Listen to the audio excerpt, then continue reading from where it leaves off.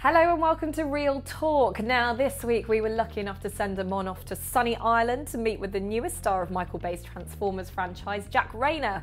Now he made a huge first impression in What Richard Did and is definitely a star in the making. But let's find out what he had to say about making friends with Optimus Prime and of course Mark Wahlberg. Bring it up! All the way! You guys have never seen a truck like this before. Dad, you can't keep spending money on junk. I don't think it's a truck at all. I think we just found a transformer. I'm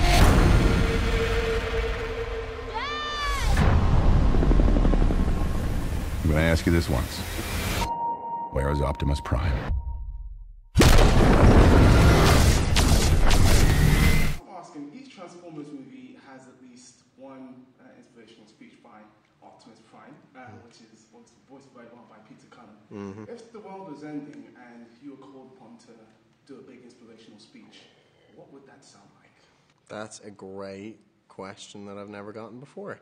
Are you asking me what the content of the speech would be, or what the tone of the voice would be? Content, everything. I would my final speech to the world would be a bad replica of Charlie Chaplin's speech in The Great Dictator. Any chance I could hear a little bit of that right now? I don't know if I could pull out those acting chops right now. You can come back to me about it in the future. We'll talk about this in here. It's all good. Yeah. There are a lot of crazy action sequences in this, and I know that you did some of those stunts yourself. What criteria must a stunt have for you not to do it? Ew, that's a very good question as well. He's gone 2 for 2 asking me questions that have never been asked in about 300 interviews. What would I not do? You'd have a hard time getting me to jump out of an airplane. You'd definitely have a hard time. I wouldn't jump out of an airplane, and I'm not very keen on bungee jumping either, I'll say that much. Everything outside of that, you can pretty much get me to do it. As long as I got a stunt team and as long as I got a harness and a wire on, you can get me to do pretty much anything. Okay, cool.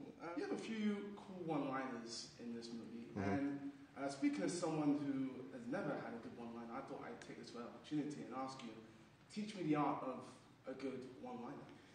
I want to benefit from a good one-liner. It's got to be off the cuff.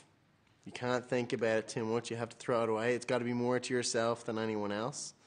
And I think that's the key. It's like the I like being fresh when I'm making out with your daughter remark in Transformers. That's my favourite one-liner in the movie.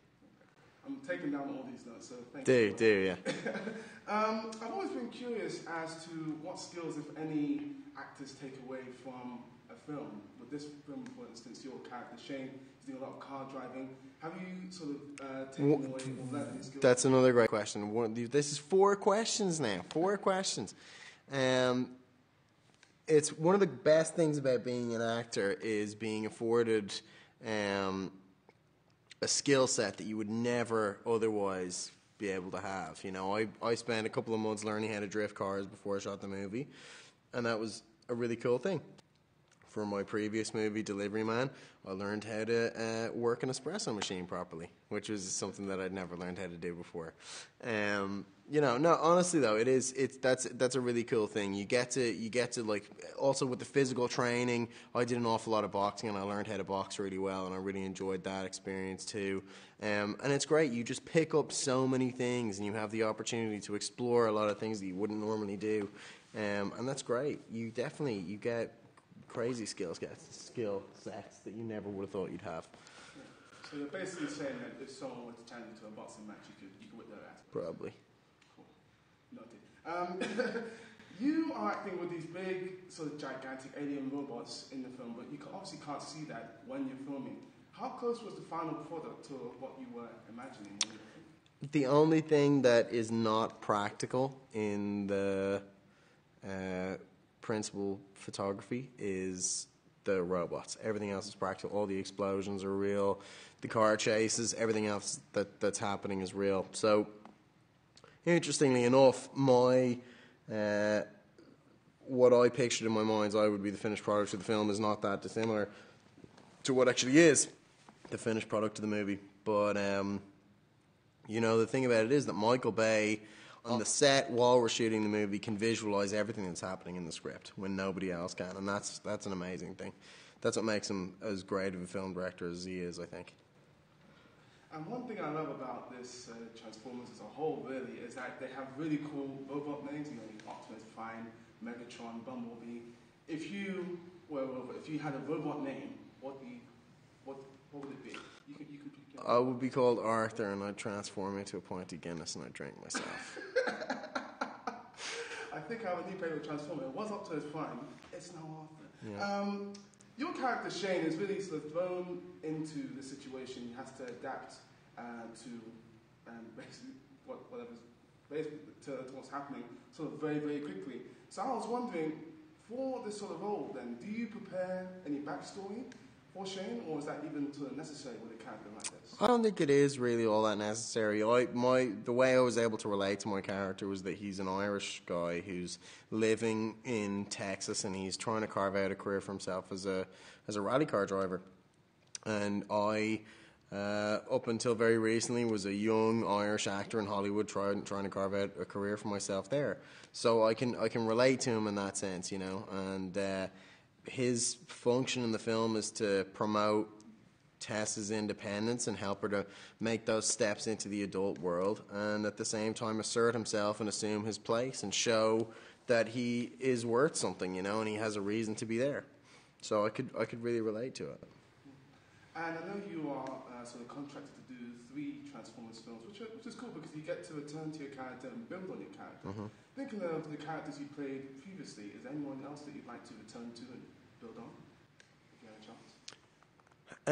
That's a really good question. I think that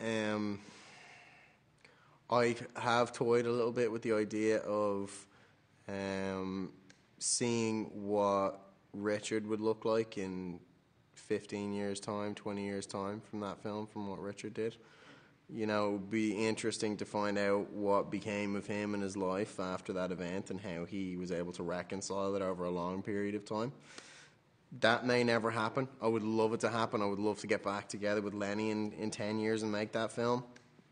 But maybe it doesn't need to be made, you know. I think that was something that very much stood alone and was, you know, self-encapsulated. And, you know, I don't know. It's a hard one to say. And what else? What else have I got that I could come back to?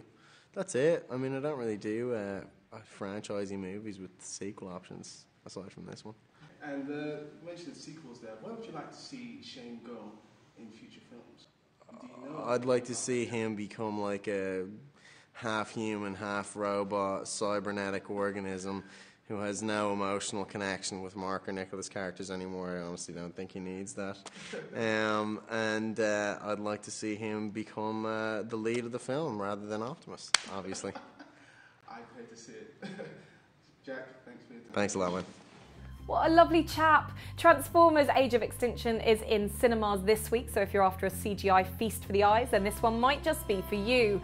To get more of The Real Deal on Film, make sure you subscribe to our YouTube channel, tweet us at The Real Film Show, and check out our brand new blog, therealdealonfilm.com. Thanks for watching.